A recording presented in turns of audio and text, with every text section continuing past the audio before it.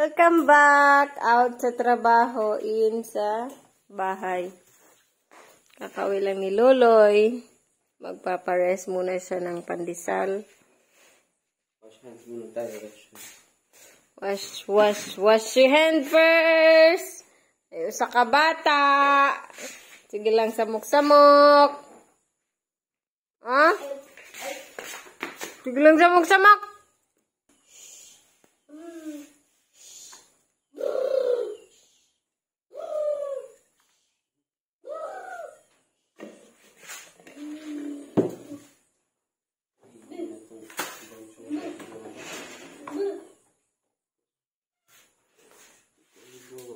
At pagkatapos ni Loloy mag-rest sa dough ng pandesal, so sinunod naman niya yung ibang klase ng tinapay, which is yung ube squash, ube ribbon, or sari-saring klase ng sari-saring design na iisa lang yung ingredients.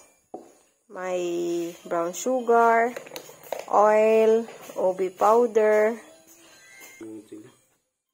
Dugay na. May margarine.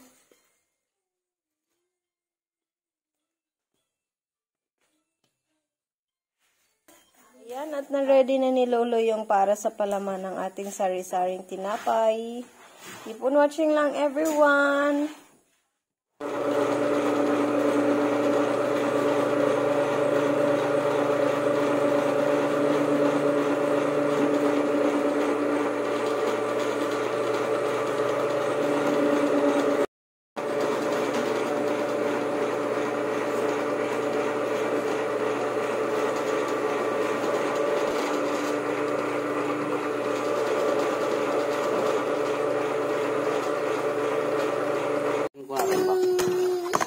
Ayan na yung squash, mga kabayan.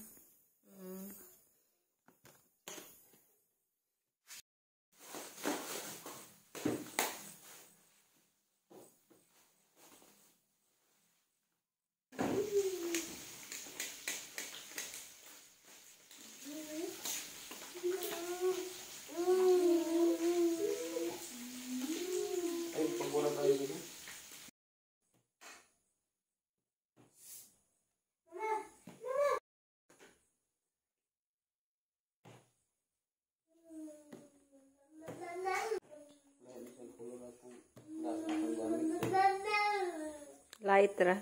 Itong murag glass, dark man to, no? So, ito nga pala mga kabayan ay ribbon bread. Or sa ilaing term. Ayan mga kabayan.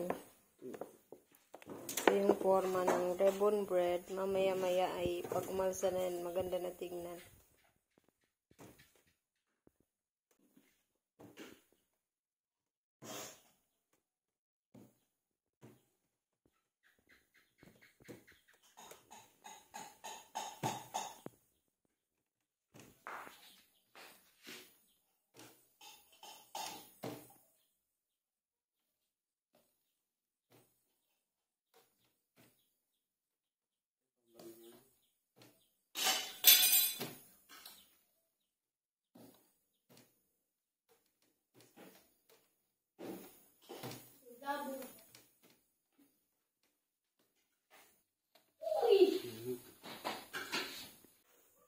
Yan yung ribbon.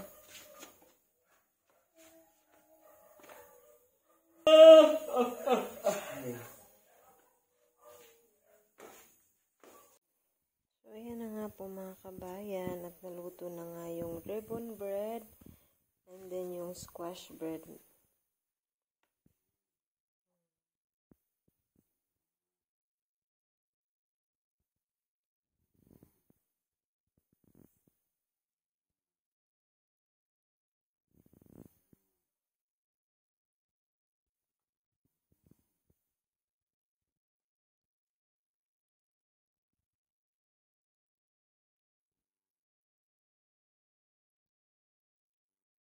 Good morning po everyone. So, laman yung tray. And praise the Lord!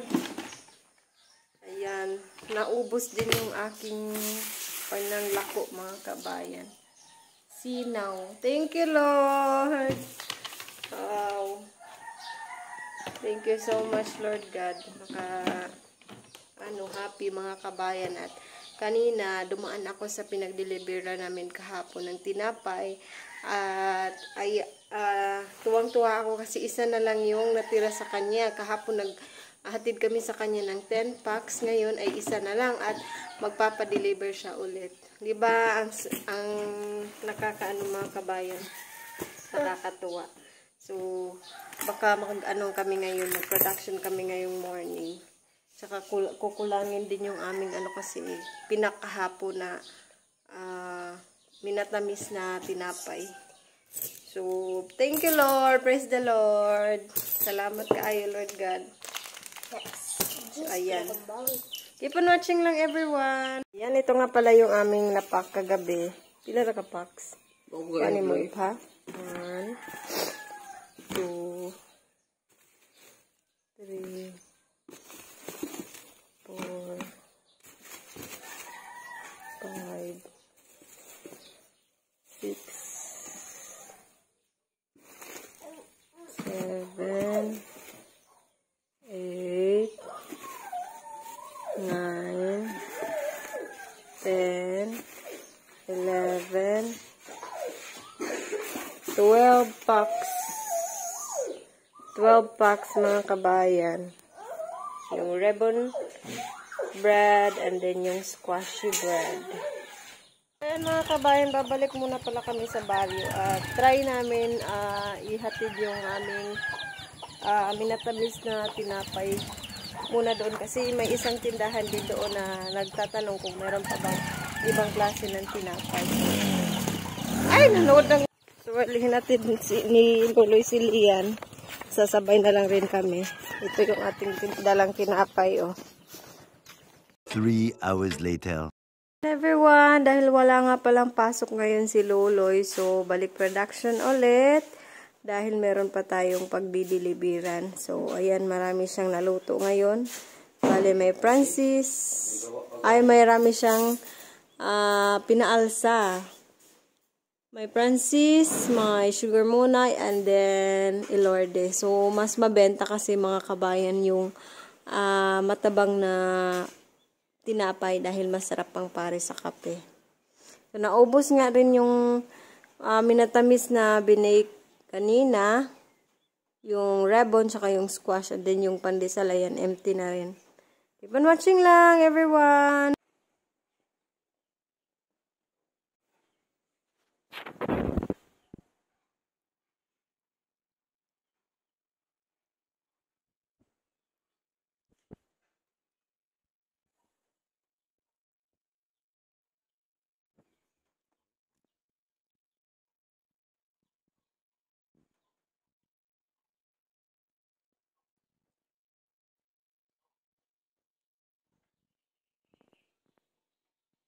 So, ayan, at naluto na nga yung mga tinapay at ipapack na ni Loloy para pagkatapos namin magpack, so, ihahatid naman namin yan.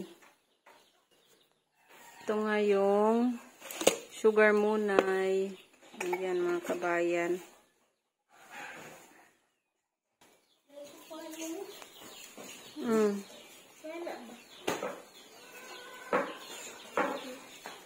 Samang pa na.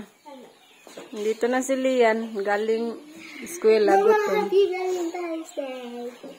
Bis papa.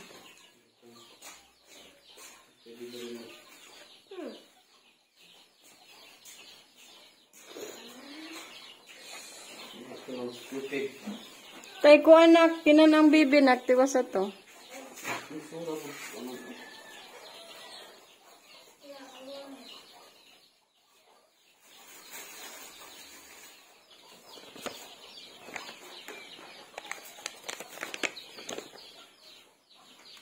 Kamu na nagmamanglaw?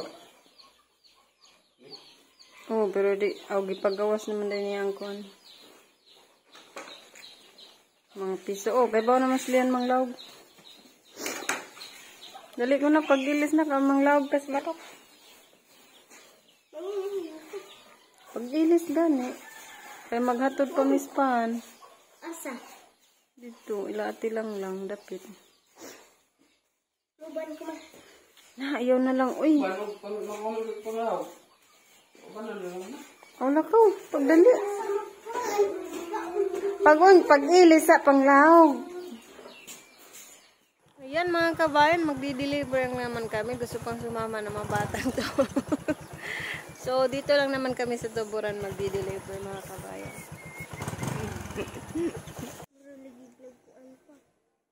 Yan si mama.